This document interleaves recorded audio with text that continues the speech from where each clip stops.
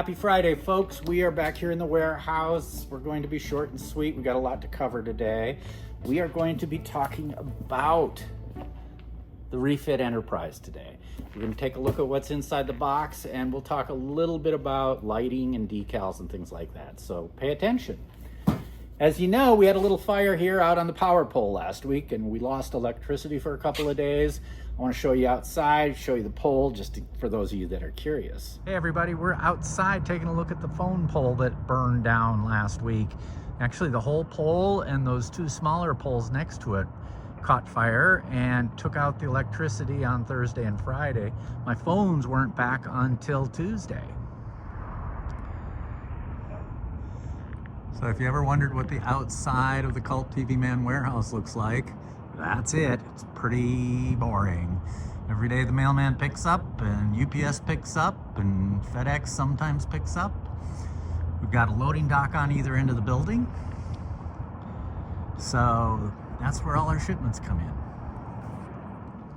Something I'm really excited about that has just arrived and has been doing pretty good in sales, there's a lot of interest in. Squadron is putting out their own line of scale paint colors. These are specifically designed for airbrushing, and they have a very, very fine pigment, and as you can see, they separate out, so you need to shake them up very well.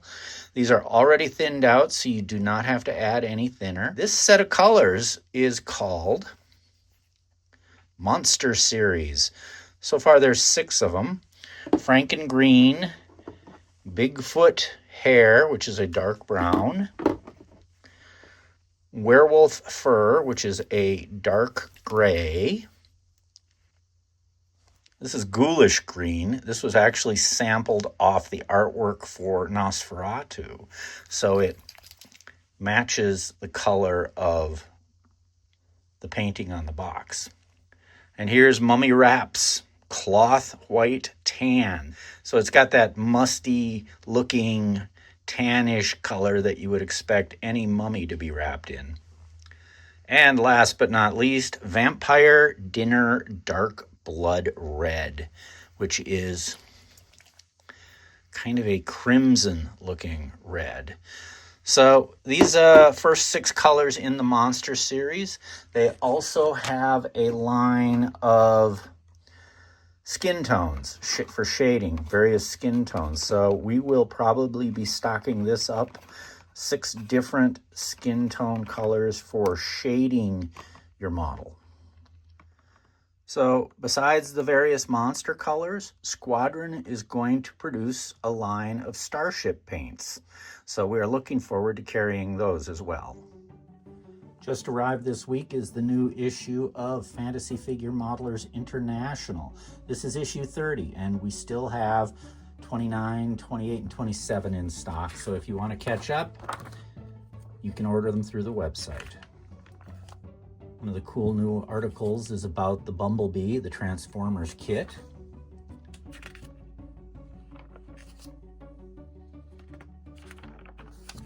There's a great article on building the Razor Crest. This is the Revell kit that they build, but pretty much everything that's covered here can be applied to the Round 2 kit as well.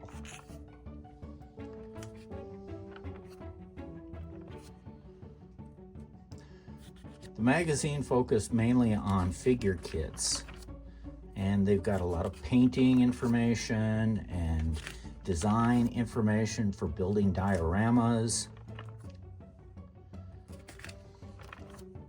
This is a very colorful magazine with lots of great information that you can use and apply to virtually any model you're building.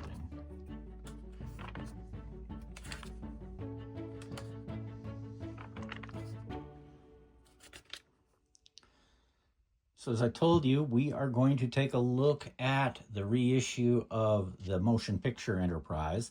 This is the refit.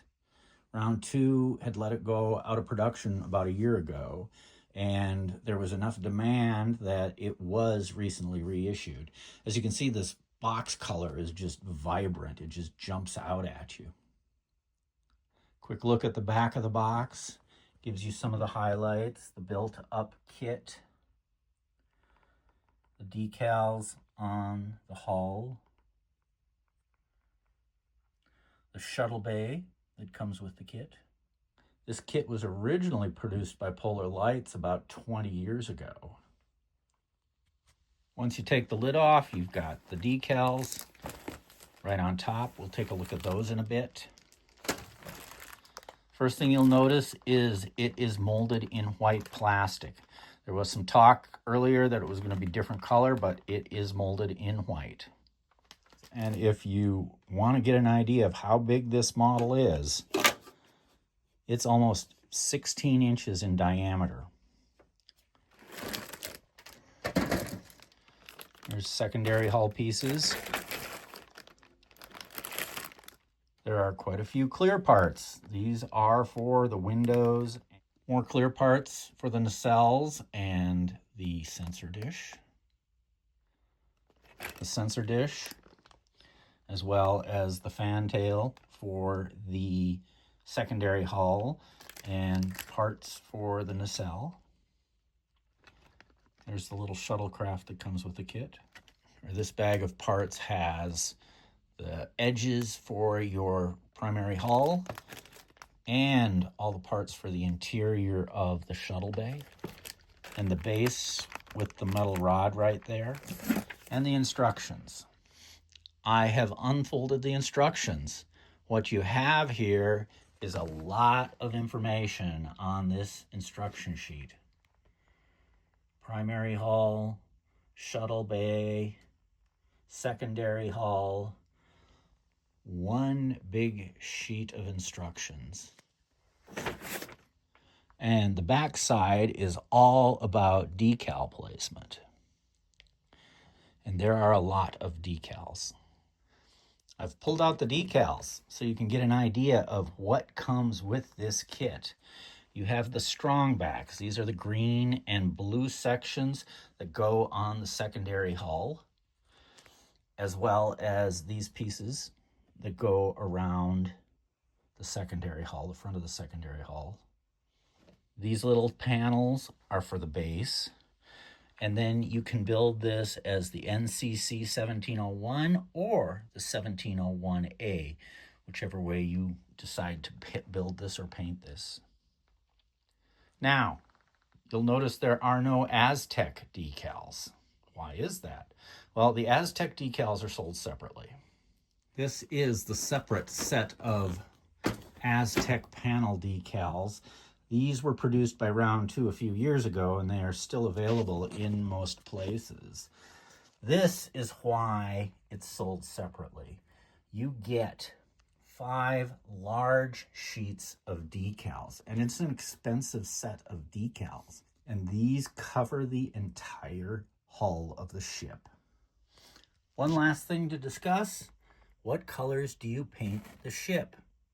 These are the colors that are suggested by Round 2. And throughout the instructions, where you see these little letters, those are telling you what colors to paint the kit.